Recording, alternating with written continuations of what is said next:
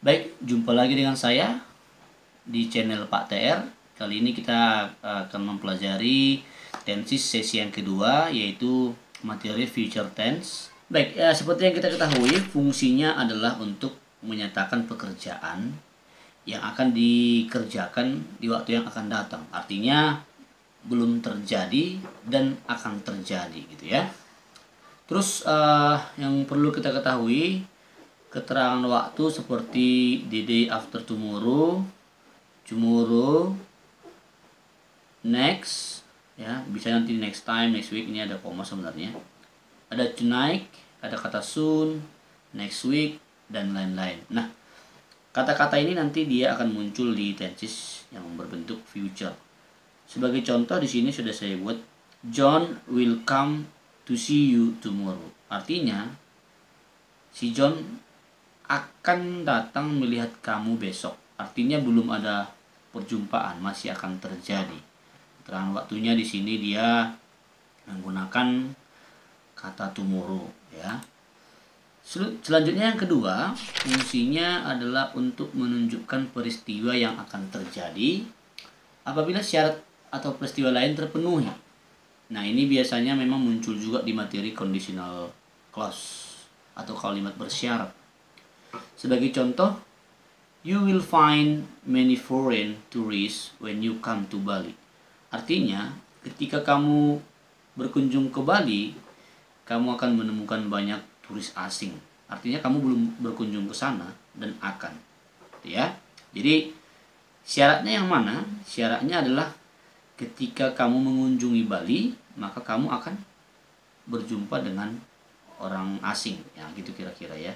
Jadi, menunjukkan peristiwa yang akan terjadi apabila syarat peristiwa lain terpenuhi. Contohnya syaratnya tadi adalah when you come to Bali, you will find foreign tourists. Nah, itulah dia dari segi fungsi. Kalau dari segi pola nggak jauh beda dengan tenses yang lain. Di sini ada penggunaan will dan shall untuk kalimat verbal diikuti infinitif. Ini sebenarnya dibuat bukan verb one ya, infinitif sebenarnya, atau bare infinitif bentuk dasar. Jadi ini kurang tepat sebenarnya kalau dibuat di verb one. Kalimat nominal itu maksudnya dia kalimat yang predikatnya bukan kata kerja. Subjek diikuti will, shall diikuti be, diikuti complement. Nah, untuk contoh kalimatnya lihat seperti yang ini. Verbal, I will go to Jakarta next week. Nah, kata go di sini adalah infinitif atau bare infinitif, bukan verb one. Kenapa bukan verb one? Karena seandainya kalau kita pakai di sini subjeknya she, bisa jadi nanti sini jadi goes, karena goes itu masuk kategori verb one gitu ya. She will goes. Nah, udah salah dia. Jadi setiap auxiliary setelahnya harus diikuti infinitif. Maka dia pakai I will go to Jakarta next week. Untuk mengubahnya ke dalam kalimat negatif, tinggal menambahkan kata not setelah auxiliary will. I will not go to Jakarta next week. Dan untuk kalimat interrogatif sama seperti tenses sebelumnya, kita tempatkan auxiliary-nya di awal sebelum subjek. Will you go to Jakarta next week? Nah, itu dia. Untuk kalimat nominal atau yang bukan kata kerja, predikatnya bukan kata kerja.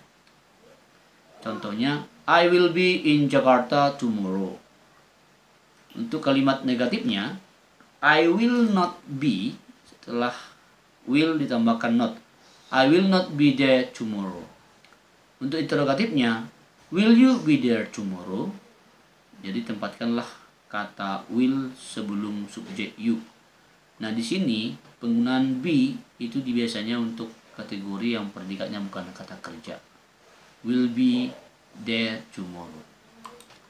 Baik, itulah tenses future tense. Kita lihat yang future continuous ya. Untuk yang future continuous ini artinya akan sedang berlangsung. Akan sedang berlangsung ya. Kita lihat di sini untuk menyatakan pekerjaan yang akan sedang dikerjakan atau berlangsung di waktu yang akan datang. Keterangan waktu untuk ini dia biasanya menggunakan kata next, tomorrow, at. Nah, ini yang menjadi kata kunci. Ada kata at. At jam berapa ya? At 9 o'clock atau jam berapa lah gitu ya. Artinya dia spesifik dia di sini. Selain itu nanti boleh menggunakan kata this time tomorrow, this time tomorrow, ya. Atau boleh kata this time next apa gitu, next week boleh. Contohnya, I will be visiting my girlfriend tomorrow. Kalau sampai di sini dia sebenarnya sudah kategori present continuous, cuman dia harus spesifik. I will be visiting my girlfriend tomorrow at 3 o'clock.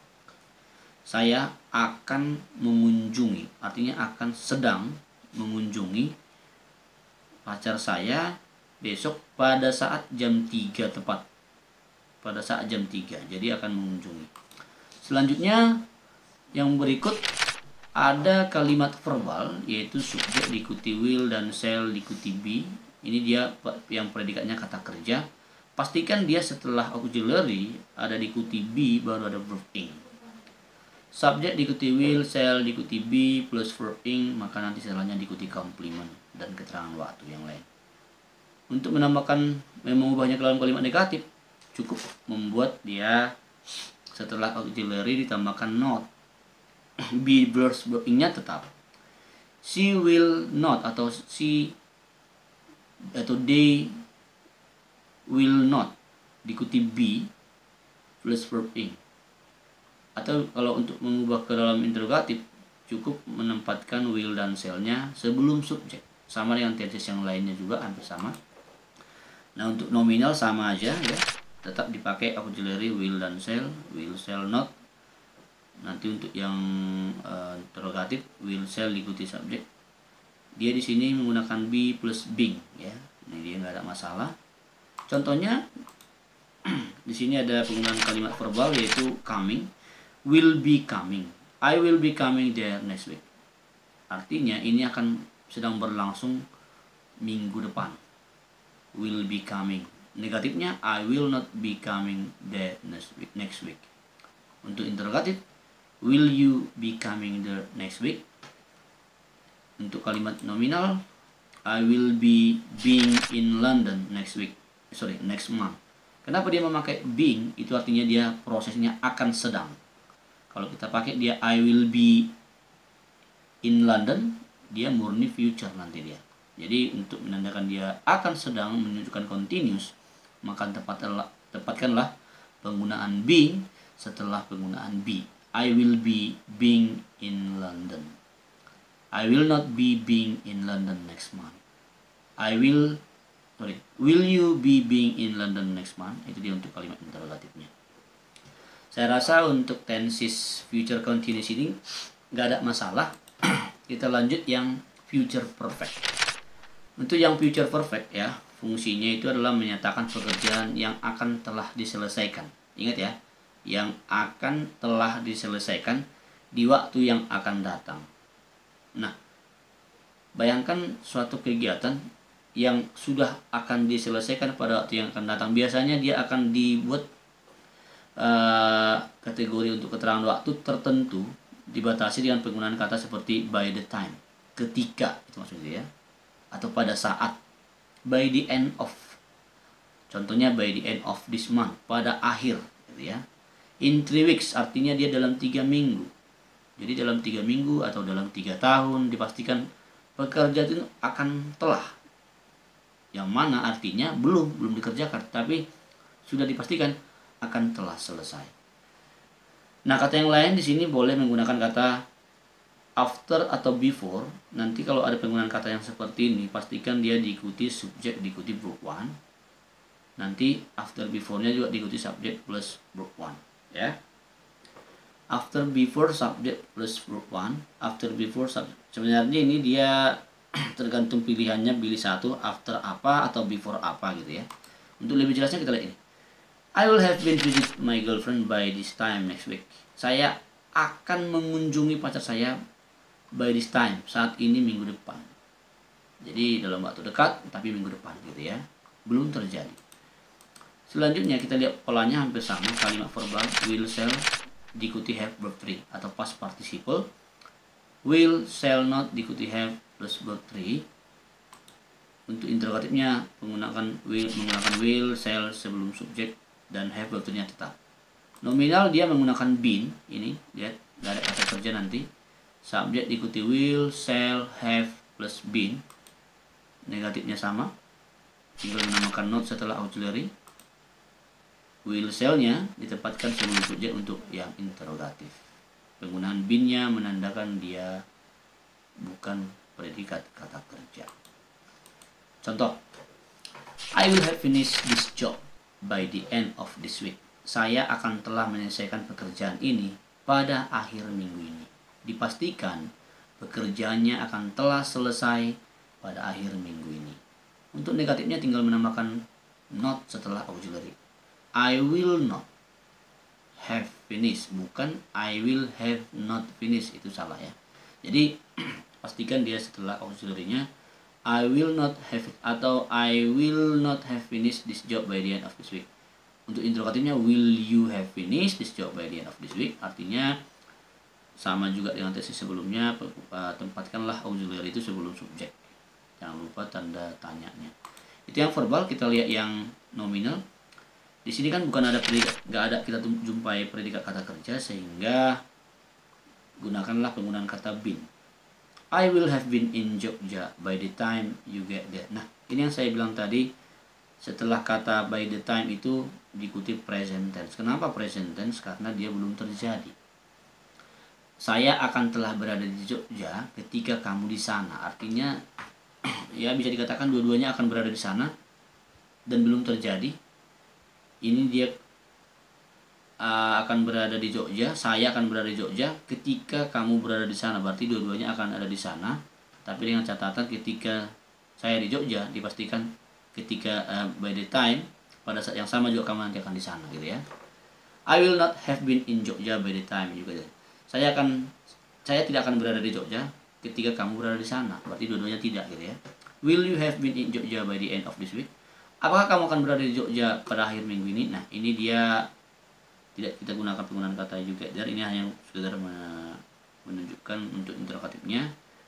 Tempatkanlah penggunaan will sebelum subjek you. Jadi nggak ada masalah untuk tenses yang future perfect. Setelah ini kita akan membahas mengenai future perfect continuous, dan ini yang terakhir untuk tenses future ya.